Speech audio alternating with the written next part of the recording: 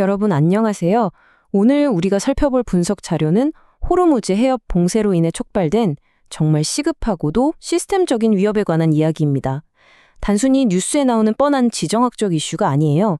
전 세계 에너지망의 심장부가 덜컥 멈춰섰을 때 발생하는 그 거대한 충격파의 실체를 하나하나 파헤쳐 보겠습니다. 자, 준비되셨나요? 본격적으로 들어가기 전에 한번 상상해 볼까요? 우리 경제에 흐르는 피, 그 혈액 공급량의 20%가 하룻밤새 싹 사라진다면 도대체 어떤 일이 벌어질까요? 듣기만 해도 아찔하죠? 우리가 그동안 막연하게 믿고 있었던 안전하다는 환상이 한순간에 깨지는 질문인데요. 이 물음을 시작으로 지금부터 시간의 흐름에 따라 연쇄적으로 터져나올 위기의 소용돌이 한가운데로 직접 들어가 보겠습니다.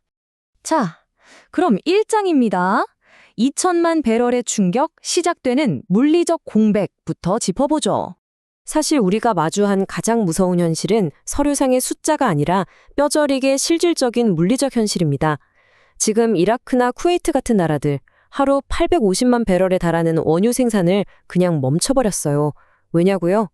원유를 계속 뿜어내봐야 밖으로 내보낼 곳도 없고 저장할 탱크도 꽉 찼으니까요. 아예 유정 밸브를 잠가버린 겁니다. 게다가 내일 당장 해협이 기적처럼 다시 열린다고 해도 문제예요. 생산을 정상화하고 다시 배에 싣기까지 짧게는 몇 주, 길게는 2달까지 걸린다는 게 진짜 팩트거든요. 그래서 우리가 정말 진짜 눈여겨봐야 할 숫자가 바로 이겁니다. 2천만. 매일 2천만 배럴의 석유 제품이 걸프 지역에 꽉 막혀 있습니다. 이걸 보름치만 계산해봐도 무려 3억 배럴이에요. 상상이 가시나요? 아시아로 힘차게 흘러가야 할 거대한 석유의 강줄기에 어마어마한 구멍이 뚫렸고 그 빈 공간이 지금 우리를 향해 엄청난 속도로 돌진하고 있는 겁니다. 이어서 2장, 쓰러지기 시작하는 도미노, 연쇄적인 혼란의 시작입니다. 세계 금융시장 사람들은 에이, 정치인들이 알아서 금방 풀겠지 하면서 이른바 양치기 소년의 딜레마에 빠져 있는데요. 근데 아시아의 실물 시장 상황은 완전히 다릅니다. 벌써 비상벨이 울리고 있어요. 정유사들은 나중에 재가동할 때 돈이랑 시간이 너무 드니까 아예 알아서 선제적으로 원유 투입량을 팍 줄이고 있습니다. 항공유 가격은 배럴당 200달러를 돌파해버렸고 배를 움직이는 벙커 위에는 전례를 찾아볼 수 없는 비정상적인 웃돈이 붙기 시작했어요. 이쯤에서 우리는 위기라는 단어의 뜻을 다시 생각해 봐야 합니다. 경제학에서 말하는 수요 파괴, 이거 그냥 아유 기름값 너무 올랐네, 이번 주말은 차 놔두고 가자, 이런 가벼운 수준이 아니거든요. 경제 시스템 전체가 밑바닥부터 흔들리면서 일자리가 사라지고 소득이 끊겨서 아예 차에 기름을 넣을 능력 자체를 상실해버리는 걸 뜻합니다. 하늘을 나는 비행기 수가 줄고 도로 위 자동차가 줄어들 때까지 이 가격표의 숫자는 정말 무자비하게 치솟을 겁니다. 자, 그럼 3장으로 넘어가 보죠. 경유, 숨겨진 인플레이션이자 세상을 움직이는 진짜 엔진에 대해 알아보겠습니다. 지금 경제 시스템 내부에 얼마나 엄청난 압력이 차오르고 있는지 아시나요? 원유와 경유의 가격 차이, 전문 용어로 크랙 스프레드를 보면 상황이 한눈에 들어옵니다. 지난 2월 초만 해도 배럴당 30달러쯤 하던 게 현재 70달러로 훌쩍 뛰었어요. 2배가 훌쩍 넘죠? 러시아 우크라이나 전쟁 이후로 삐걱대던 시장이 이제는 버티다 못해 임계점을 넘어버린 겁니다. 보통 우리 같은 사람들은 당장 눈에 띄는 주요소 휘발유 가격에 깜짝 놀라지만 사실 각국의 중앙은행들이 진짜 뚫어져라 감시하는 건 따로 있습니다. 바로 경유예요. 왜일까요? 고속도로를 달리는 화물 트럭, 우리 집 장바구니에 담기는 식료품, 현관문 앞에 쌓이는 택배 상자까지 우리가 일상에서 누리는 모든 것의 가격표를 결정짓는 핵심 엔진이 바로 이 경유이기 때문이죠. 그래서 이 지정학적 충격은 마치 똑딱거리는 시한폭탄 같아요. 카운트다운은 이미 시작됐습니다. 처음 한 달 정도는 해운사들이 자기들 마진 깎아먹으면서 어떻게든 버티겠죠. 하지만 2-3달이 넘어가면요, 그 막대한 비용 부담은 고스란히 화물 운임 상승으로 이어지고 결국 우리 소비자들의 지갑을 직접 털어가게 됩니다. 중앙은행들 입장에서는 주유소 간판의 숫자가 25%씩 오르면서 인플레이션 심리가 통제불능으로 폭발하는 말 그대로 1970년대식 악몽이 현실로 다가오는 거죠. 이제 4장입니다. 2026년은 2022년과 다르다. 위험한 낙관론의 해체를 짚고 넘어가야겠습니다. 우크라이나 사태 때도 잘 넘겼잖아 하시는 분들 계실 텐데요. 이 두 시기를 한번 비교해 볼까요? 진짜 아찔합니다. 2022년 당시에는 하루 300만 배럴 줄어들 거라며 벌벌 떨었지만 막상 뚜껑을 열어보니 100만 배럴 감소에 그쳤어요. 경제 시스템이 살짝 휘어지면서 잘 적응해냈죠. 그런데 지금은 무려 2천만 배럴입니다. 20배나 거대한 압도적인 양의 기름이 증발해버린 거예요.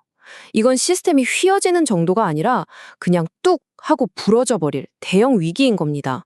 이런 상황에서 꼭 나오는 얘기가 있죠. 그럼 모아둔 비축유 풀면 되잖아? 네, 맞아요. 국제에너지기구가 무려 4억 배럴이나 되는 전략 비축유를 풀겠다고 발표하긴 했습니다. 근데요, 이걸 120일로 나눠보면 하루에 고작 330만 배럴 수준이에요. 매일매일 2천만 배럴이 뻥뻥 비고 있는데 330만 배럴? 완전 엄발에 오줌 누킨 셈이죠. 대재앙 앞에서는 정말 턱없이 부족한 양입니다. 마지막 5장입니다.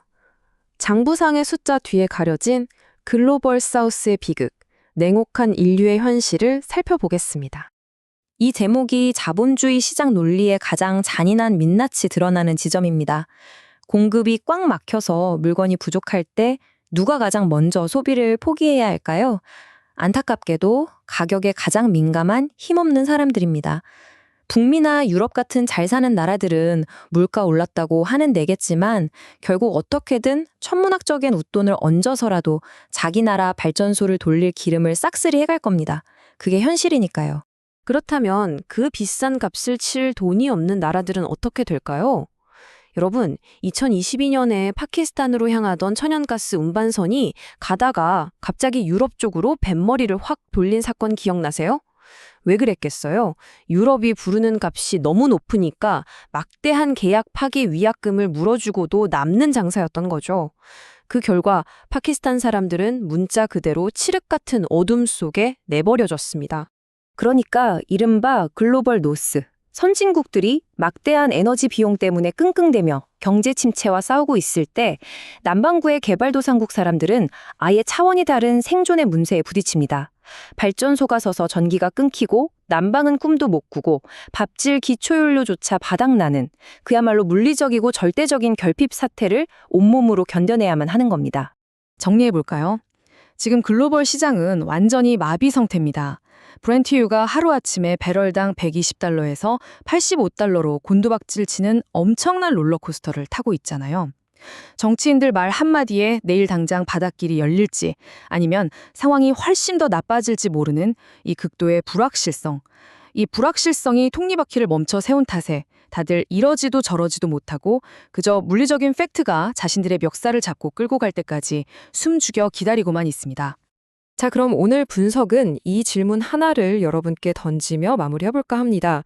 당장 아시아의 석유 재고가 매일 1,000만 배럴씩 텅텅 비어가고 있는데 도대체 백악관의 어떤 화려한 연설이나 정치적 발언이 그 빈 기름통을 다시 채워줄 수 있을까요? 정치적 수사가 냉혹한 물리적 현실과 정면으로 부딪힐 때 우리가 늘 당연하게만 여겼던 이 거대한 공급망이 얼마나 부서지기 쉬운 환상 위에 위태롭게 서 있었는지 한번 곰곰이 생각해 보셨으면 좋겠습니다. 오늘 준비한 내용은 여기까지고요. 다음 시간에도 진짜 흥미로운 자료와 함께 다시 돌아오겠습니다.